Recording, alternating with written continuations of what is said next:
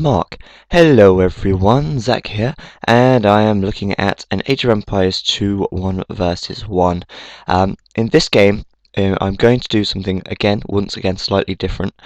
This player, ProGolem, Golem, that I'm currently spectating in orange, he's playing as Britons, and what I'm going to do is, he's currently ranked about 1,800, 1,900 on Vubly, so he's just a little notch under Pro, and he's sent me this recording asking me to do a commentary on it, so that's exactly what I'm going to do, because hey, I'm nice like that. Okay, so, this player is not quite Pro, although he's not exactly a bad player, so I'm going to follow him, and his opponent isn't exactly a great player, but whilst I follow this player, ProGolem, I'm going to actually follow what he does and suggest how he could improve his play as such, and what distinguishes him from what distinguishes a pro player from him. So currently a standard start with 3 houses being built, and sometimes players decide to go for 2 houses at the start, but hey. Okay, so the first thing he wants to do is start collecting, and instantly you can see he's not in full control of his scout, although it's not such a big deal early game, although getting this map information is extremely useful. I'll just refresh the scores there. He's got 2 berry bush patches here, which is quite nice. And yeah, so a standard start for him. I'm just going to speed up time slightly and see where he goes. Okay, I've also figured out the shift clicking now with the scout, or any unit for that matter. Shift clicking is actually very easy to do, and I can't believe I never knew how to do this before. You basically select your unit that you want to move around, you shift click all the locations you want them to go to, and then you finally right click on the last location that you want them to go to, and they then will complete the path that you've just set for them. And until someone commented on my video a while back, I did not know that, so yes, I'm very grateful for that, whoever it was who actually told me how to do that. Shift clicking your units around is very useful, and if ProGolem did actually shift click his scout around, he wouldn't have had him stopped there for so long, and he would have had a lot more map coverage as it is already. The map is Yucatan. I don't think I've said that so far. Yucatan map, very resource plentiful in resources. So yes, so is ProGolem going to, I don't know why I keep saying ProGolem, is he going to get his boar early on, or is he going to do something else? So far he's not found his boar, and his scout hasn't really done much in the way of scouting so far. He's found his gold camp, he's found his stone, but he's not found any boar or any deer patches. He's just got the turkeys that he's initially found, and then these 2 forage patches here. For some reason, every time I start the game, it's always a bit laggy, and I can't explain why that is, because as soon as I tab out and tab back in, it speeds up again. It's quite odd, really. So I might just have to tab out and tab back in again if it gets a bit too laggy momentarily. Okay, so currently, score-wise, he's just slightly behind his opponent. But early game, it's very hard to really gain a big score lead, because both players are doing pretty much the same thing. He's currently just producing plenty of villagers, and he's sending his scout out now, finally. Found a couple more turkeys there, and a deer patch on his way. Looks like he's going off to scout the opponent, which is alright. I wouldn't really scout that early on for the opponent. I would scout my immediate area a bit better first. However, he's kind of found that he's quite nicely secured in his base. He's got a lot of trees around him, so that means he's really got this choke point here where his opponent could come through. So I suppose he's not too bothered about scouting around the back, as it's not really a possibility for his opponent to get through there. Currently lacking or slacking a slight amount there with the town centre. He's got some idle villagers, and he's not actually producing a villager right now, and this is another thing now that would cost him a few seconds precious time. All his villagers are now stopped collecting, and he's not realised that. He's just continuing to scout over here. Probably his attention is focused up with his scout, finally realising that my villagers are all idle, and still not producing another villager. Not sure why that is. That's probably just because he's not realised. And this is where we start to see the differences between a real pro player and a good player. Not saying he's bad, but this is where you start to see those differences. He's finally realised and started to queue up some villagers. He's found his opponent, a couple of houses there for him, and he's decided to build a mill here and collect off of these forage bushes rather than luring a boar, saying that he's not actually found a boar. But this mill is actually in quite a nice place. He's got a deer patch right there, a lot of deer there, and a lot of forage bushes as well. So really, I don't think not luring that boar is going to be such an issue for him. But it would have been beneficial, no doubt. Although at the moment it's not a massive deal. Still doing a bit of scouting there. Found 2 houses, as I said earlier. See what else you can find. His opponent doing a little bit of scouting as well. So as you can see though, all of his villagers that have been produced so far have been collecting food. He's currently on 16 population, and he's very close to the 500 food cap. Once again, bit slacking there on the town centre. He could have had an extra villager and a half out by now. I say villager and a half, maybe 2 villagers, if he had constantly kept hitting that villager button. It's what I do to help play. As soon as I hear the villager create button, I hit the H button on the keyboard, and as soon as I hear that noise, I hit H, and if there's not a villager being created, I hit C and create another one, because I've got to constantly build villagers in order to keep my advantage.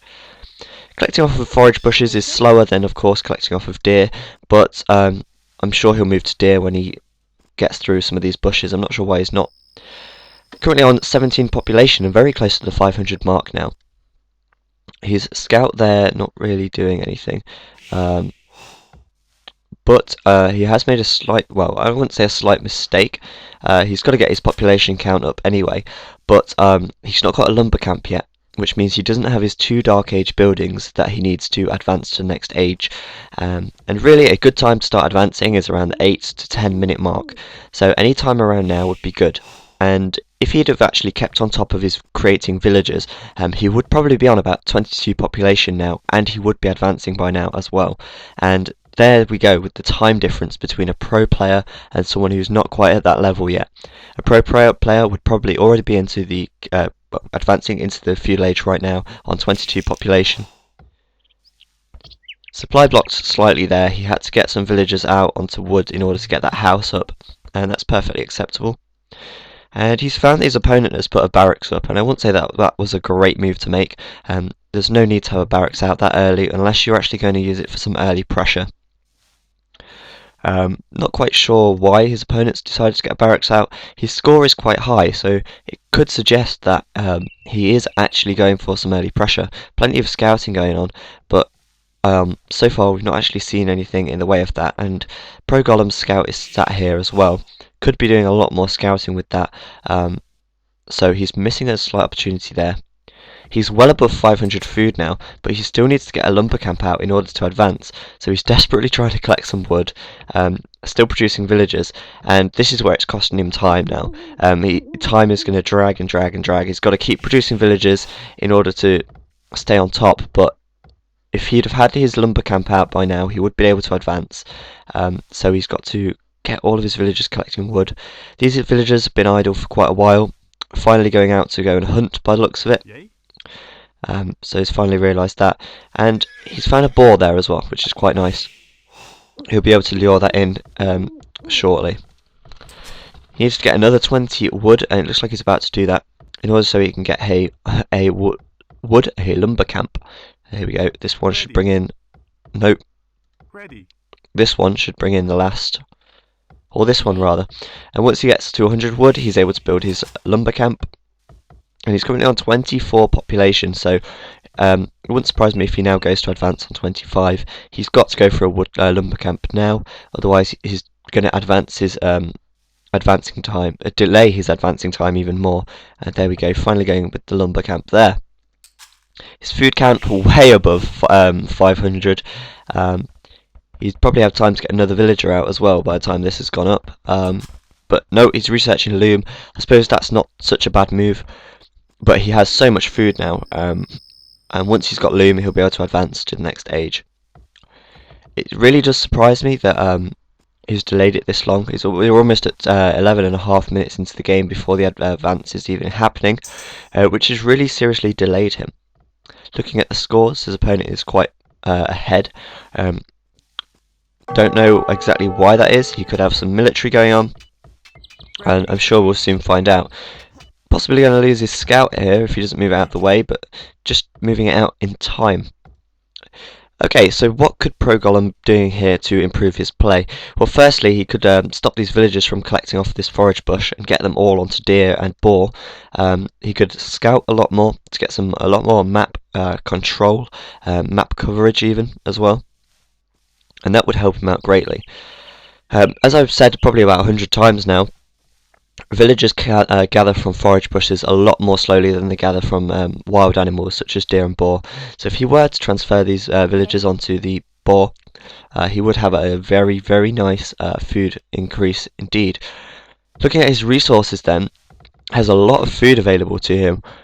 Just taking out his opponent's scout there, that was quite good. Okay, so he's got a lot of food available and a fair amount of wood. Oh, and there we go, suddenly everything's just sped up. Okay, so he's probably going to be getting out of barracks and something else as soon as he advances. Pro player would have a barracks coming out about now.